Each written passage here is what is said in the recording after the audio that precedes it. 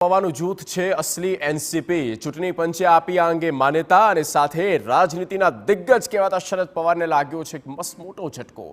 ભારતીય ચૂંટણી પંચ તરફથી શરદ પવારને ઝટકો લાગ્યો કારણ કે ચૂંટણી પંચે અજીત જૂથને અસલી એનસીપી જાહેર કર્યું।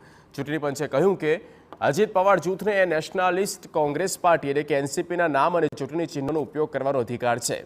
તમામ પુરાવાને ધ્યાનમાં રાખીને આ નિર્ણય કરવામાં આવ્યો। જોકે પંચે શરદ પવારે નવી પાર્ટીની રચના માટે 3 નામ આપવાનું જણાવ્યું છે।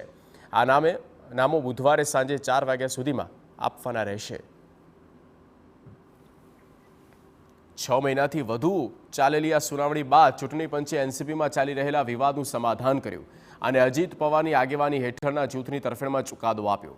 ચૂંટણી પંચના જણાવ્યા અનુસાર શરદ પવાર જૂથ સમયસર બહુમત સાબિત કરી શક્યું નથી, જેના કારણે વસ્તુઓ તેમના પક્ષમાં નથી ગઈ। મહારાષ્ટ્રમાંથી રાજ્યસભાની 6 બેઠકો માટેની ચૂંટણીની સમય મર્યાદાને ધ્યાનમાં રાખીને શરદ પવાર જૂથને ચૂંટણી સંચાલન નિયમો 1961ના 39A ને અનુસરવા વિશેષ છૂટ આપવામાં આવી છે।